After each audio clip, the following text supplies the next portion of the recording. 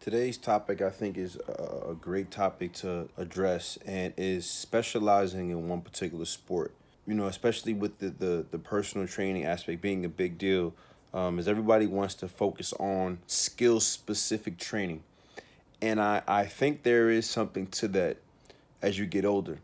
But at a young age, I think it's very important for student athletes to, especially from the ages of 6 all the way up until about 15, 16 years old, that they're playing multiple sports. I don't think that they should focus or you should hone in on playing one sport because there's a couple negatives and cons to this. If you do that, you will at some point level off because you're so controlling your child's environment by focusing in on one sport. See, the great thing about playing multiple sports is you can't control the environment, and by doing that, it helps the student athlete learn to use different things in their environment to help them enhance their game, right? So if I'm a really good football player and I'm short in basketball and I don't really have a left hand, what can I bring to the table to help me still be on the same level as the other basketball players, although they're taller than me? That will require me to have good feet, good effort, hustle hard, right? So all those things are things that are going to help me in me playing basketball. Now, again, I can't get that in football because I'm really good in it. So if I learn to do other things in different sports, I'm making sure that I become a well-versed athlete. And that's what college coaches want to see. College coaches don't want to see a student athlete specializing in one sport their whole entire life. Unless you're a pitcher or you're a golfer or you play tennis, right? Where those are specific things that are a certain skill set that you need at a very young age. Anything else that requires you to react based on your opponent immediately, like basketball and football, or soccer, you have to play multiple sports. It's just a must.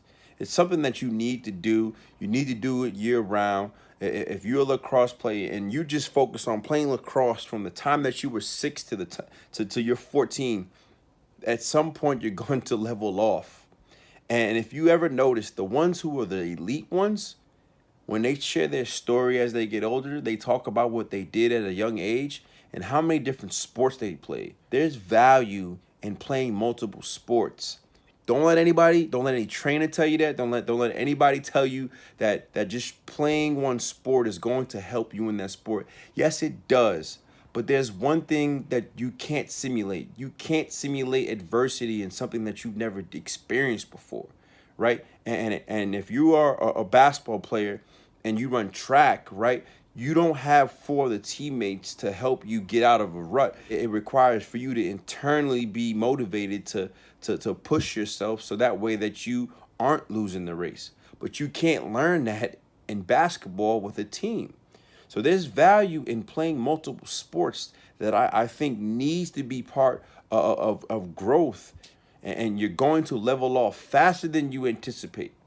So the people who think that I'm just gonna just train for one sport for my entire life and I'm gonna try to get that scholarship, that is just not what you should do, or if you are, I would strongly suggest that you involve other things in it. It's like training the same exact muscle for multiple years, right? At some point you're weakening the other muscles around it because all you're doing is focusing on one thing.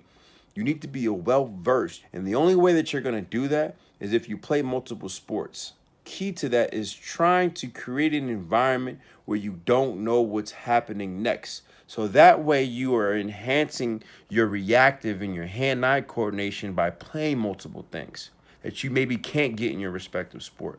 So specializing in a one sport, in my opinion, I think around the age of 16, 17, but at a young age, specializing in one sport is just not doing anything but a disservice to you.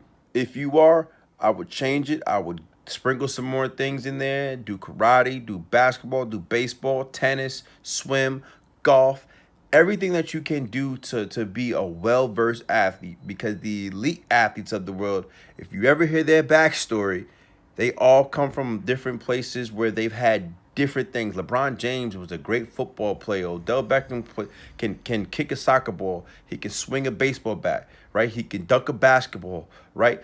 That's what brings him value. And that's what college coaches want to see.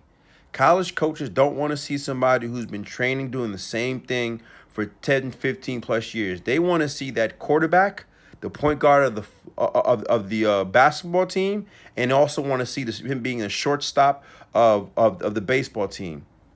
Am I getting this from myself? Absolutely. But these are things from coaches from Penn State, the Ohio States, the Dukes of the world. This is factual evidence, right? If you look back in the 90s, back when University of Miami, the U were in their prime, the head coach used to find guys on the track team to help them play football, right? Why? Because of the speed that you can't simulate playing football. So guys like Santana Moss was a track athlete in college that played football. So it's very important for you all to understand that you want to be a well-versed athlete. That brings you so much more value than specializing in one sport.